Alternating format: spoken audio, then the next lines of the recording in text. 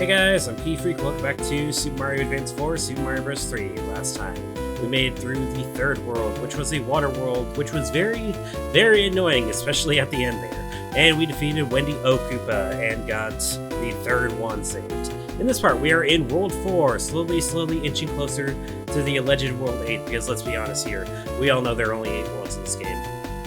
In this part, we're going to start off by obviously giving ourselves a power-up. We're not going into any level small, but I always feel weird about this opening right here.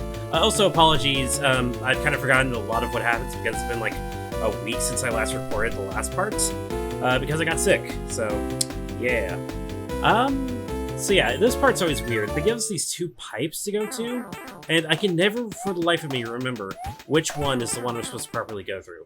This is the one I'm supposed to properly go through, but because we technically completed a level, I've had this happen to me so many times too, I remember this.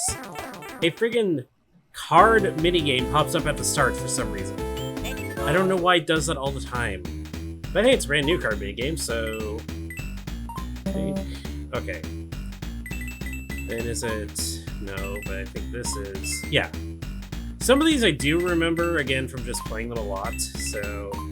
But I don't remember all of them. So that in the corner is a 20 coin. It's Fire Flower. Usually I can get away with... No, okay, not this time.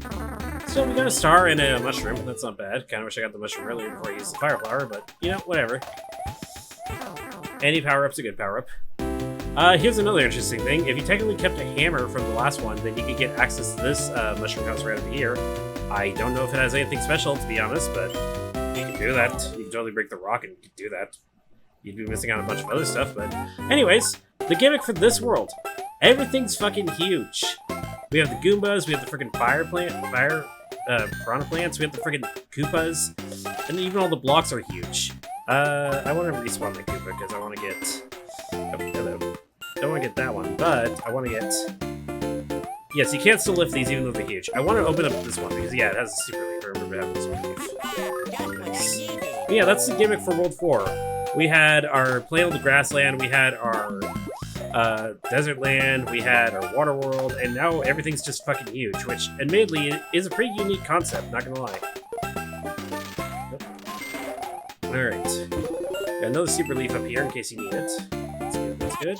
But, if I recall correctly, the paratroop is gonna spawn again. Alright, I need to get this big dude out of here.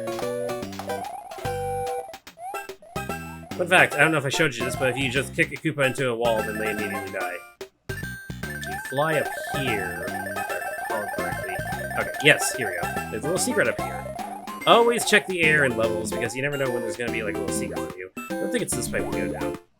Yeah, there's like a waterfall. You saw the waterfall pipes earlier. Yeah, those extend. We have a regular size piranha plant here. I don't know why I've walked into that and lost my super leaf, but whatever. Thought we were done with water? No, we are not done with water. We are never going to be done with water. Exhibit A! I forgot that there's water in here as well. Yeah, we have this little area right here, kind of reminiscent of World 3. The Big Berthas. We got a 1-up over here. Anything else good? Yeah, these are like the big, I guess, Mama Berthas is what you would probably call these. Or, they definitely put the birth in Bertha, though. There might be something else right there as well, but I don't have my super leaf anymore or any more doing, so whatever. We're actually pretty low on time, so... Oh good, it resets. That means that I could get a super leaf. Nice. That's... Alright. Enough dilly-dallying around, let's continue on here. I don't think there's anything special. And we have another regular size fire plant. Piranha plant. And yeah, that's World 1-1. So yeah, that's the whole gimmick. Everything's freaking huge, so get used to that. Alright. Now, if I remember correctly, I think 4-2 is going to be the level where you gotta collect coins in order to get a White Mushroom House. I think. This is a pretty annoying level too because we brought back the gimmick of the islands flowing back and forth. But now instead of Big Berthas, we have Cheep Cheeps. Which is kind of ironic because Big Bertha is like the big Cheep Cheep. And so now we just have like small Cheep Cheeps in what's supposed to be the big world. I don't know, a little ironic in my eyes. Yes, here we go. Okay, we gotta start here. Is it just this one Cheep Cheep right now? It just keeps respawning? Probably. Enough coins here. Oh, there's a Starman. Oh, well, too late now. I probably did not collect the coins I need to collect. Maybe? Oh, actually, maybe. Now I think I just gotta go back and collect all the other coins. Yeah, we have a bunch of Cheep Cheeps now flying all over the screen, along with the additional Cheep Cheep that we just had at the beginning, so... This coin count might also be super strict, though, because I did miss those 2 coins earlier. Oh, god. Getting awfully lucky. We'll see. Only one way to find out. And did we get the White Mushroom House? Again, a really shorter level than I remember it being. We did not. I guess those 2 coins really didn't matter. Or maybe it's not the right level. Pretty sure it's the right level. It seems like it'd be the right level. Whatever. That's the second, like, even world where we have not gotten the White Mushroom House, so I should just say this out loud. The White Mushroom Houses, if I recall correctly, the White Mushroom Houses you get on the even worlds will drop an item known as Anchor. Real quickly, we have a new type of Hammer Bro. These are Sledgehammer Bros. I've heard they've also been called Sumo Bros, but I'm pretty sure Sumo Bros are a completely different enemy in Super Mario World. But yeah, these guys throw sledgehammers, and if you're on the ground when they stomp, let me show you real quick. You cannot move. See, I'm trying my best to move there. Yep. You get briefly stunned, which can be a pain in the ass. That is not the first time we're going to be, or the last time we're going to be seeing that gimmick, by the way. What was I saying? Oh, right. So, even number worlds, their White Mushroom Houses will have an item known as the... They will have items known as anchors. What anchors basically do is that if you fail an airship, like you manage to die partway through the airship will instead fly away from the castle, and you gotta go chase around the world, go chase it down. What the anchor does is that it prevents the airship from moving where it is. So, oh, I mistimed that. This time, great bad. I think I'm just gonna go. Oh no, I can go under this guy. Okay. Probably just go under this one. Yes. So yeah, they'll get anchors, so they're not really all that useful, especially if you're able to just defeat the airship the first time. And chasing down the airship's not that big of a hassle, really. And then in the odd number White Mushroom Houses, you get P-Wings, which honestly is much better than one, if you ask me. What? Oh, come on. This level's gonna be a pain in my ass, isn't it? Another fun fact about this world, at least in the original the original Nintendo version, NES version. God, I cannot speak. In the original NES version, you know how I mentioned, I think it was in World 2, about how the Hammer Bro movement can really screw over speedrunners or whatever. Also, I just chose to start at the beginning just to get past that bullshit. Can really screw over speedrunners. It can get especially bad here because there are 2 Hammer Bros. Or, well, I guess technically Sledgehammer Bros here. And if those 2 just keep on, like, they can just keep on moving around infinitely around the map, because they can't be on the same space that the other one occupies. So if they detect that they're on a space that one occupies, or is trying to occupy, then they'll move. But there are chances where they can just move constantly, and I remember there being a clip of a Super Mario Bros. 3 speedrunner getting really unlucky with that sort of thing. So, yeah. Again, in regular gameplay, it's not that important, but it's just a funny little quirk of the game. Sure wasn't funny to the speedrunner, though, but still. To a casual player, it's pretty funny. But yeah, watch out. This block moves for some reason and will knock you off. Nearly just flew to my death there. Or glided to my death there. And unlike most other Super Mario Bros. Games, there's no, like, secret exits if you go under, if you manage to fly under there. Though if it was a modern one, there definitely would be a secret exit under there. I feel like if someone, like, recreated this level in Mario Maker, they would add some sort of secret down there.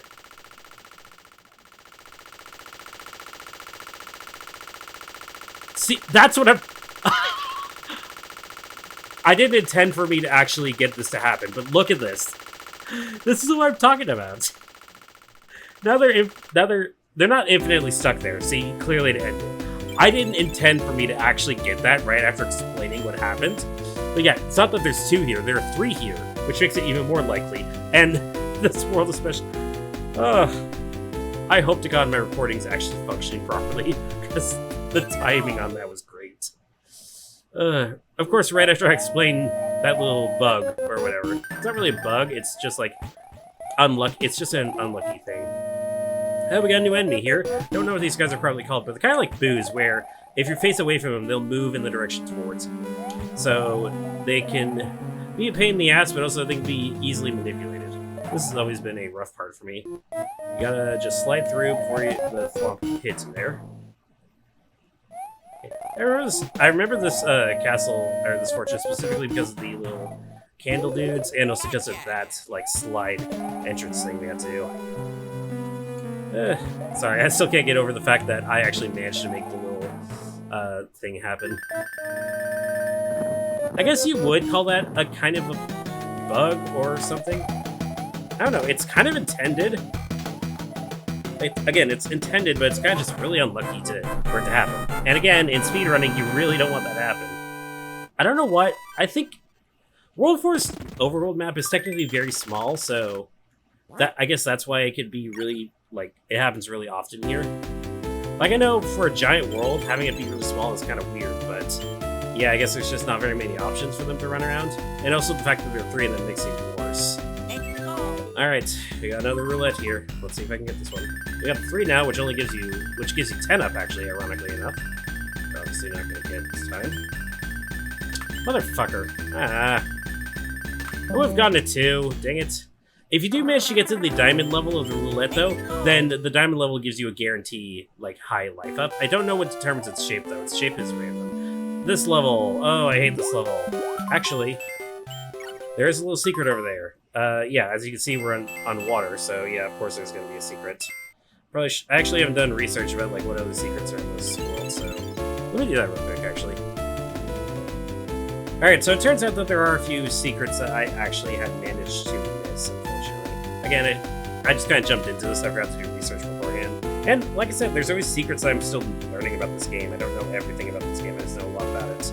So apparently in World 4.3, there actually is a hidden cavern you can actually fly into that has a few extra coins just before the 1-up section. So that's pretty cool. Nothing too big. There is another hidden cavern in the fortress, though, in the area with the 5 pipes. If you actually go down the centered pipe, then there's a hidden cavern there with a bunch of coin blocks and also a place for you to get a power-up. So yeah, I'll put images on screen of the maps, what I'm talking about. Credit to MarioUniverse.com for actually providing all these maps. They've been helping me with this research a whole lot. And thankfully, I have the research for the next few areas, so I know what's coming up in the next few areas, and we'll miss any secrets there, hopefully. Alright, so for this, we are going to actually be using one of our frog suits. Yes, one of the few rare times we're actually going to be using our frog suits outside of World 3 in order to actually get a secret, which is good, because I hate this level. With Lakitus throwing around and you being underwater all the time. We wouldn't be able to get through that without the frog suit. So, as a reward for going through there, we get this, which if we get this, we get coins! Just a bunch of coins from P-Switch. So, nothing too spectacular, but, you know, coins, extra 1-ups never hurts. I'm not gonna get those 2. And there's a second one over here, but before you do that, you're gonna want to try to at least collect some coins to make a gap. Then you want to hit this, and now we can collect all these coins up here. If we didn't complete the gap, then we'd have to break one of the blocks, which makes us lose a few coins, which I guess technically we've lost more coins through that or whatever, but, you know, whatever. I'm not a perfect player. And now we come out here. We didn't really miss a whole lot, trust me. So, I guess it's good we have the frog suit here. We can just kind of swim through. Why am I constantly going down? I'm pressing right on the D-pad. Yeah, this is a pretty uneventful level. The only real stressful thing is that Lakitu is going to be, or should have been constantly throwing spinies at us, but I guess Lakitu just want to take the day off. Hey, we managed to get the star in the frog suit. Cool. I never want to be in this frog suit again. Probably going to have to be in it again, but whatever. Nice 5-up. And we got our cards. Cool. Alright, let's go through the card game real quick. Let's see. And I think it was it right here? It was, okay. This, we have 10 coins right here, and this one right there. Nope, there's a fire flower. But I think the fire flower was right there. Nice. The star.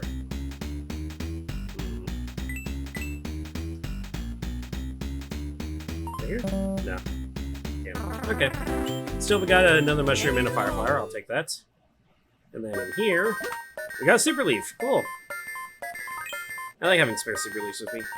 I am definitely... You know, I'm just going to use one of these stars we have here. Yeah, see, we have 3 freaking Sledgehammer Bros we have to deal with. Now, thankfully, their battlefield is pretty empty. But yeah, just an easy way to defeat them is to just get a star. And we got a star to replace it, too. So that's nice. Typically, you don't want to use a freaking star when you have a frog suit, but, you know, whatever. Alright, for this guy, I'm just going to switch to Fire Flower and probably just shoot a couple fireballs at him. Think it dies in one fireball? Yeah, super easy stuff. And again, the reason why we even have Sledgehammer Bros here is because, again, everything's freaking huge in this world. This is one of the better worlds, and unfortunately we're going to be immediately sent to the 3rd Sledgehammer Bros as well. Because yes, that happens. They can move down to the square you're on, or if you just defeated the enemy. And we got a cloud. Funny enough, those clouds are also right above us. Alright. Now the split path. You can choose to go to either world 4-5 or 4-6. Skip the other one if you really want to. But as you can see, there are rewards behind both of them. We're going to first go to 4-5. And I'm glad to go to this one, because this one actually has a bullshit Paracupa I forgot about. But it also has some nice little gifts, especially for me in here. First of all, we're going to get the Super Leaf. Replace the Fire Flower. I guess, yeah, it's better I have the Super Leaf anyways, so we're going to replace that. We have more Bullet Bill guys here, so watch out for that. But I think, yes, the flashing red Bullet Bills, they will actually do 1 U-turn if they miss you, so watch out for that. Now... Oh, looking at this, actually, if you fly up, there are actually a bunch of these big clouds you can actually fly on top of. So that's pretty cool. But, as you can see up here, there actually is a block. You want to hit this block and a vine appears. Come on, don't do this to me. Alright, they did it to me. Oh, fuck. I can't believe you've done this. Those sprites look pretty cool when they're just plain red. Darn. Yeah, give me a sec. This is what I was talking about, where if you fly up here, there will actually be... Why didn't I... There will actually be, like, clouds up there that you can traverse through. So, I'm gonna try to get my P stuff back up. And then, yeah, you can just fly through here, and there's some clouds for you to land on. Does not look like, unfortunately, that you can basically cloud hop throughout the entire level, because, yeah, that cloud's way too high. But, yeah, it's a thing you can do. Alright, let's try to get back to the location earlier. Bullet bills are very dangerous sometimes. I just learned about a funny thing about a bullet bill trick in the original Super Mario Bros. Or, well, it's a commonly known use of the bullet bill flagpole glitch in order to save some time in Super Mario Bros. Speedruns. But there was a video that Cosmic released recently about 8-2 and the use of bullet bills there. It's an interesting watch. Anyways, there's a secret up here. And what's in here? Why, just the best power-up in the fucking game. This is the Tanuki suit. It functions basically just like a regular Super Leaf. However, if you press down and B, you turn into an invincible statue for a short time. I love this power-up, only just for that. And they brought it back too. They didn't bring back its stone capabilities, at least not for the original one. You have to get a special version for that. And also there's a P-switch here. So we just wasted a few coins there. However, we come back down and boom, more coins for us to just gently get and miss almost all of them. This is basically our first introduction to the Tanuki suit. Technically, this suit's not supposed to be very common until the next level, or the next world. But it's nice to get it early here. Again, besides its abilities to turn you into stone, there's no other like special thing about it compared to a regular Super Leaf. But you never know, that could come in handy eventually. Alright, roulette time.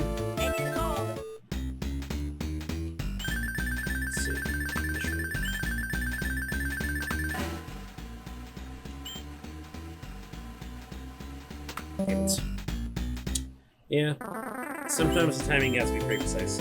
Alright, World 4-6. This one's an interesting level. Weirdly enough. This looks like a pretty normal level. I mean, the blocks are a bit small, but otherwise pretty normal. There's one up there, but I'm not going to bother getting it. But you notice that there are these doors here, and if we manage to navigate to these doors... Yeah, you can also use the little stone capabilities to have yourself drop straight down on top of enemies. It makes platform easier. I'm sorry, I'm not losing my Tanuki suit this early. I will do this for the Tanuki suit. Give me a second. Alright, back to this area. I think, yeah, this is a little dangerous. Because the gap's too big for it, or too small for the people to fall. So, but we can still, if we time it properly. God dang it. It's just like the end of World 3 again. I'm trying to show something and everything's friggin' unable to show it properly. I'm just dying to everything and it's causing me frustration. There we go. Okay. But, anyways, that's what I was saying. You go through these doors and suddenly everything is normal size again. Yes, this is a weird, I guess kind of cool world where it's parallel, but it, depending on which side you're on, depends on will change the size of the enemies. And also, they actually do have different like little secrets or power-ups or whatever. Items, I guess you could say. Okay, you know what? Fuck it. I'll just concede. I'll concede to losing the Tanuki suit. We'll get more opportunities for the Tanuki suit later, but it is my favorite power-up in the game, so it was nice to have it at least for a little bit and show off its little gimmick. Like I said, next world we'll be able to see the Tanuki suit a lot more, so that was just me being stupid. Well, that was the end of the level too. God damn it. Alright, there is actually something to show off here. If you fly up here, there's a small bit of some cloud platforms up here. This is in the big side. If you go to the small side, there will also be a 1-up block up here as well. That's pretty nice. Conversely, down here, there will actually be a 10-coin block to hit as well. Like I said, they're similar in layout. Both the worlds are similar in layout. It's just whatever secrets or power-ups or whatever. Those change. And again, there's a second door here. Those are the only 2 doors. I don't know. I like the whole gimmick with the big enemies versus the small enemies. It's nice, and it doesn't overstay its welcome. Alright, there we go. It's all the regular levels in the game. And unfortunately, it looks like we should have been able to skip this fortress, but no, we have to build a freaking bridge to get it over to the castle. Super Leaf, I'll take that. I just looked outside her. It's suddenly very cloudy. It's been sunny the past few days because, you know, summer around the corner, and I hate it. But just suddenly, it's very cloudy outside now. It was misting on me earlier, so it's a fun little story. I was going out to take the trash cans out because it's trash day today, or garbage day, whatever you want to call it. When I was going out there, it was bright and sunny, but I kept on feeling like water was getting on me for some reason. And I thought I was going insane. Turns out that there was like a big storm cloud or whatever that was like misting down on us to the side. So, yeah, that was fun. This jump is a pain in the ass. There we go. Nearly fucked it up. There's nothing if you fly up there, thankfully. These dry bones. It's treacherous. Alright, so, and we have even more dry bones. I hate this level so much. And the dry bones won't go past fallen allies. But what I can do is not do that. I can do that. Now, these look like these are just regular coins, but if you actually press up, they actually take you to a special area because it was like showing sort of a doorway. And this will actually be a little sneak peek to a future area in the game. So yeah, these little blocks here. Typically they'll have arrows to show you what direction they'll take you to. However, the ones with the exclamation points, they will actually change their direction if you jump on them. They only go up, left, and right. In order for it to go right, though, you gotta like jump on it twice. I'll probably show it later if we run into another one. If you do hit a ceiling, though, they will just disappear, so you don't have to worry about getting your head crushed, at least. Looks like there's a power-up over there, but I don't really care. They are temporary, so they will disappear on their own, though. There, yeah, here we go. So yeah, we hit jump on this, goes up, but then if you jump twice, you have to jump twice in order to change direction. Alright. Through here. Just tail up that guy. Go up here. And yeah, just a nice little preview of a future level. But it also takes us to a special place. Got some points here, but then also you saw that block up there. We get go into flying mode. We actually go and hit it. I said go and hit it. There we go. And we get another one. But we're not done yet. We have this down here, which we get some more 1-ups right here. Oh, we're almost out of time with this level 2. Oh god. We're at freaking look at the timer. We might get the little speed up thing. But we can also fly up here, and we have more coins that we can collect. Ooh. Don't worry, we're almost done with the little bonus section here. This is like the most bonuses just crammed into one area. And give it a second. When you hit 100 on the clock, the music ramps up in speed as a warning of like, hey, you gotta hurry up, you're almost out of time. But thankfully, Boom Boom's right here. But yeah, it's definitely anxiety-inducing. Whatever. But yeah, there we go. Boom Boom's dead. Easy. So yeah, that's like the most bonus room bonuses I've seen so far in the level. Not bad, not bad. Alright. And now it's finally time to get to the castle. Can you believe that we're almost halfway there? Yeah, we're halfway through the game. Pretty short game. And this time, he's Donkey Kong Jr. In the original, I forget what he was in the original. I have the page up here, actually. In the original, he actually was just a dinosaur of some sorts. Weird. But yeah, he turns into Donkey Kong Jr. this time. Which, I think... When's the, last official appearance we see of Donkey Kong Jr.? I don't know. I don't think he appears in the Donkey Kong Country games. I've never played the Donkey Kong Country games. But, I don't know. I'm not the biggest, Donkey Kong fan or whatever. Like I said, I never played the Donkey Kong Country games. And I honestly really disliked his portrayal in the Mario movie. I watched the Mario movie for the first time while I was sick as well. It was a thing. It was definitely a thing. Honestly, my favorite character there was Peach, even if they did kind of make her into the badass woman who don't need no man sort of thing. But at least they didn't make it all preachy and stuff. So I thought she was pretty cool, honestly. I hated Bowser. Jack Black. Well, okay. So I was told by Sky that the whole nice guy act is just kind of how he is in Super Mario Odyssey. Believe it or not, I've not finished Odyssey at all. So I guess it was news to me that he acted that kind of way. So, yeah. Can I get to that? Yes, I have time. This airship's moving really loose. This one so good. Super Leaf. Yes. Yeah, this is just a bunch of mazes with a bunch of flamethrowers or fire thrusters or whatever the hell. Yeah, I was not the biggest fan of the Mario movie. It was okay, but it's not amazing. I say it's only okay because my little gamer heart got a lot of the references they had there. I do, but of course, also as my film heart also has a lot of criticisms of the movie. Like, for example, did we really need a Mario Kart section? I don't think we needed a Mario Kart section. I feel like they just added it there for fan service. Oh god, this part. This part's really hard to navigate if you don't, manage to go over it. Because these flamethrowers aren't really in sync, and you're almost guaranteed to get hit once. But thankfully, I do think there is a power-up box at the end of this. Maybe? Nope. Okay. Nope, there's... I'm gonna say Nikolai, right? And so was Super Leaf. Alright, that was a very slow airship.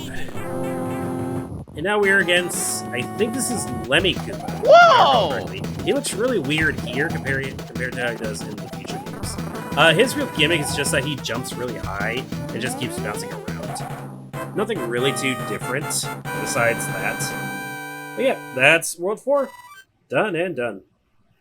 Now, if we actually kept the Tanuki suit with us all the way to the end here, then there'd be another special dialogue. We might get that special dialogue in the future if I manage to bring another Tanuki suit with us. Eventually, I will be able to have a Tanuki suit. Dude, you're kind of in the wrong kingdom, aren't you? I mean, not trying to be stereotypical or anything, but that's a typical, deserty attire. Just saying. But yeah, maybe in the future we should have a Tanuki suit in our item storage, so I should be able to use it then. And we'll see the special dialogue then. The thief who stole the whistle has escaped to the east side of the sand dunes. I have enclosed a jewel that helps protect you. So this is basically telling you about the little hidden secret about where the warp whistle is in World 2. So yeah, I guess this is how people had to learn about these secrets back in the old days before the internet happened. And I guess also you had Nintendo Power to help you. Was it Nintendo Power's first issue of Super Mario Bros. 3 as well? Probably.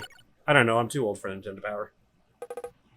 Alright, and with that, we made it to World 5, which also has some actually pretty funky, not really funky, but it has a nice beat for its overworld theme. But that's gonna be it for now. If you like what I do, subscribe to my channel and follow me on all my social media links. All that will be in the description.